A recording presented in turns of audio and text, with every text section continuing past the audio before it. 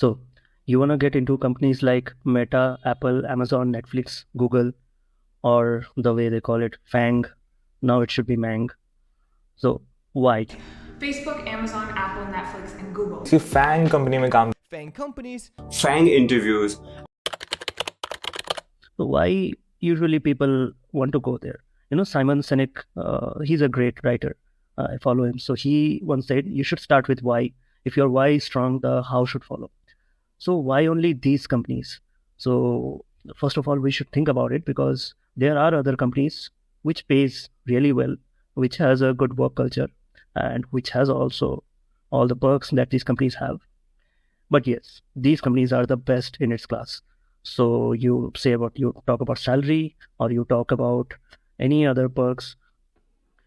If you just consider Google, according to 2022 data, Google paid its employees, the L3 employees, which is the initial entry level engineers, around 190K. L4 employees around 250K. L5 employees around 370K. L6 employees around 500K a year. L7 employees around 750K, and L8 employees, they have paid over $1 million a year. This is for the US. For India, if you consider in Bangalore, for Amazon pays around 30 lakhs per annum for a fresher, probably a 60 lakhs for a mid-level, and it will go more than 90 lakhs for a senior level. Now, these companies have dedicated hiring teams. So these teams usually take care of the hiring and they maintain the quality of the workforce. That is their strategy. Now, this makes your job easier because they are more predictable. Contrast that with if individual teams are hiring and then the managers and the engineers are taking your interview, then they will ask based on their projects. Now, then it will depend on what projects you have worked previously, what experience you have. Based on those, you will be able to answer those questions. But there is an uniformity in the hiring, let's say, of companies like Google. So you can prepare accordingly. So there is a strategy in place, which is a tried and tested strategy, which if you use, you will surely get into one of these FAANG companies. You will have to give effort and you will have to give it a certain amount of time. So now there are two steps to getting a FAANG job offer for you. Step 1, get into an interview. Step 2, ace the interview. Now I know you know that already. And that is the procedure for any job. But for the sake of simplicity, let's break it down. First of all, getting into an interview. It's not easy to get into a FAANG interview. Usually the HR managers, they get thousands upon thousands of resumes. So you have to write a FAANG-proof resume, or you have to write a resume that gets through and gets you an interview. So for that, you must have in your resume things that you have already done.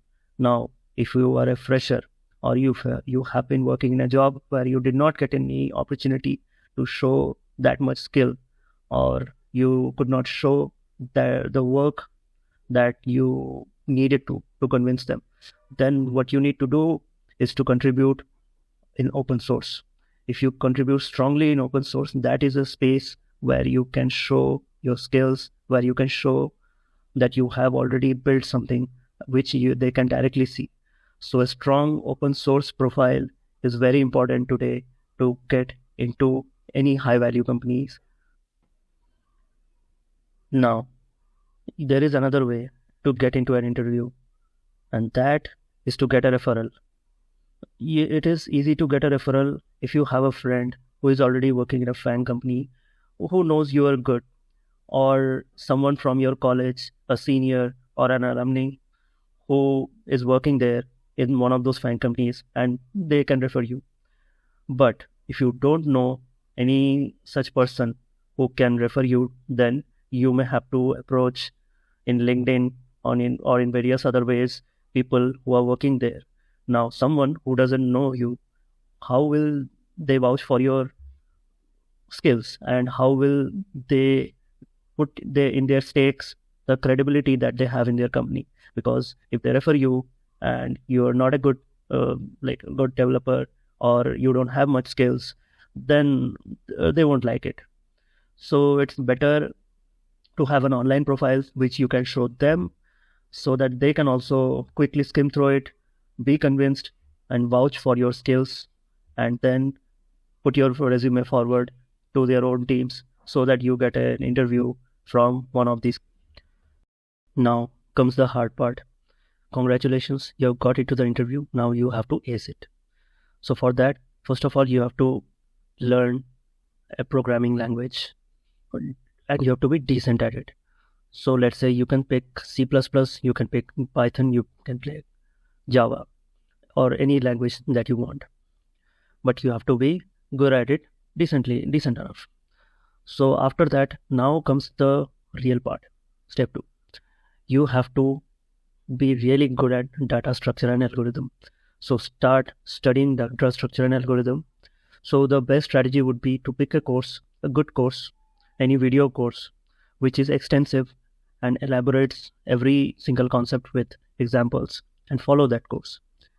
And when you finish one chapter, go to leadcode.com, and there you start practicing problems in the top interview questions section.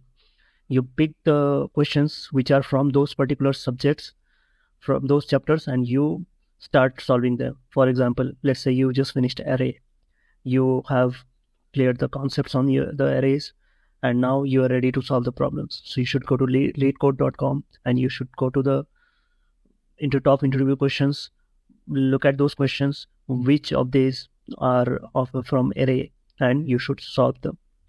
Now, while solving them, what you will face is that initially, depending on which stage or which level of coding skills you have right now, initially you will not be able to solve it that quickly. So let's say if you take an hour or more than that, after a certain amount of time, you should stop. There is no point solving a problem for 3 hours and then finally be able to solve it, or you may not be able to solve it at all. There are 3 levels of questions: easy, medium, and difficult. You should start with easy and go to medium and then difficult. So you have to do this practice at least 2 hours a day, where for 1 hour you try to solve it, and if you're not able to solve it, try for 45 minutes to solve it, and then 15 minutes to optimize it.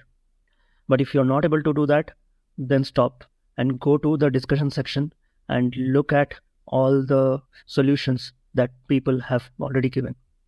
This is important, because even if you are able to solve it, you must check other people's solution, because they provide optimized and a different approach led solutions which you may not think of. And reading those solutions after solving it yourself, after trying to solve it yourself, if you read those solutions, it will really help you grow. So it is very important. So you continue that every day, 1 hour, you study those videos. You just go through those videos and you learn the concepts, and then for 2 hours you practice. If you do that for 1 month, you see the difference in yourself, and you will be able to see a very noticeable difference where you are very able to very effectively solve problems. Now, once you have already done that, you can't be like, okay, I have done all the solving of all the questions, so now I'm a pro. No, lead code is not be all and end all. People do this mistake. After that, you have to sit with those problems, and you have to further find out what are the test cases using which you can test those problems. Then you can what are the other ways through which you can optimize. So you have to work on that. You have to think on them in details.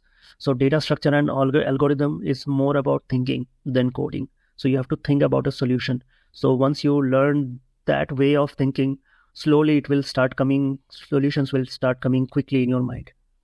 So that is the practice that you need. So now let's say you have given this a good 2-3 months, you have solved 20 to 30 questions per chapter, and you have to remember, you have to go through those chapters in sequence. You cannot just jump to graph. You have to first go through linked list, and before linked list you have to know pointers. So you have to know those things. And the most important chapters are time and space complexity. So this is what you have to master. So now once you have done that, so now you are almost ready for the interview. So you are ready to apply. You have a FAANG proof resume. You have a strong open source profile, and now you have applied, and then you have gotten the job, gotten the interview, and there you will be doing well. But to give you an edge, there is a secret formula which recently some researchers tried, and they saw it working for multiple candidates for many industries. So what they do is they take the job description of the job that you apply, and they give it to ChatGPT and ask it to generate keywords. Once it takes those input and generates those keywords, the candidates mention those keywords again and again in the interview. So this will require some practice, where you practice giving the interview and where you mention those keywords more. If you have done a good job in the interview, this will help you tip the balance in your favor, where the interviewer seems to be preferring you over other candidates. And this seems to have worked really well. This is a new way, but times are changing. Things are changing very fast. You have to use new ways to get your work done. So this is one trick that has actually worked. In the future, I don't know how long it will work, but this is 2023. I can say this is good for a year from now at least. So now after that, you have already given your interview, and let's say you are waiting for the results. So now you have heard from the interviewer, so kudos to you. Great job, you got the job. But what if you don't hear from them?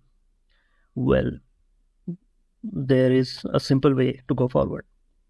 Apply more, give more interviews, and give at least 6 to 7 interviews before you can be confident that you will have a very high chance of cracking these interviews.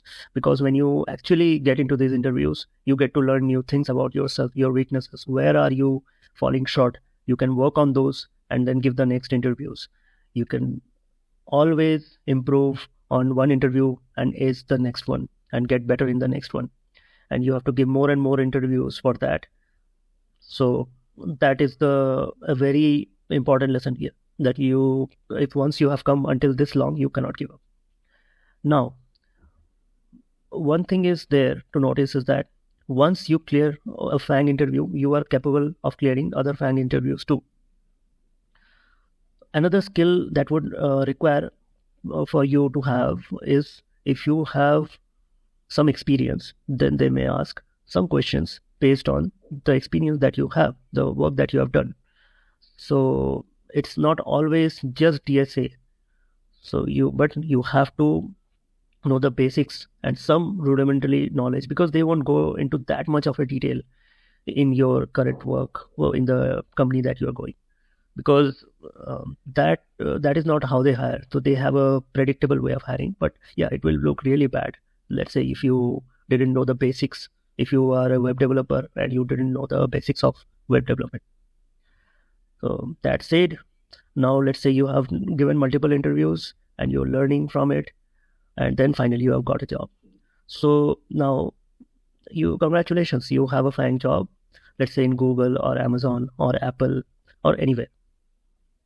So now the interviews that you have already given, that 6 to 7 interviews, those failures are not mentioned in your resume. Only the success is mentioned in your resume. That the current job that you have, let's say, is with Google. So it doesn't say you have had 5 more attempts prior to that where you failed. So there is no con to failing and giving more interviews, only pros. So if you have been this long in this video, I assume you have a desire in you to get into these jobs. So I wish you all the best. And this channel is to help you. I'll try my best to help you as much as I can. More videos are coming for you, catered to how to improve either your coding skills or your resume, or how to have a better online profile in GitHub, or LinkedIn. There are many other videos that are coming. We are trying to grow a community here of like-minded people where I can also learn. You guys can also learn. You guys can teach me. So this is my first video on this channel. Actually, my second video, but my first in-person video.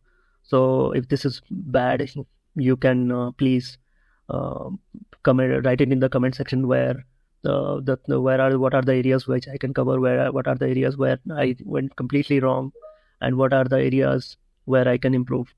And I'll really appreciate that.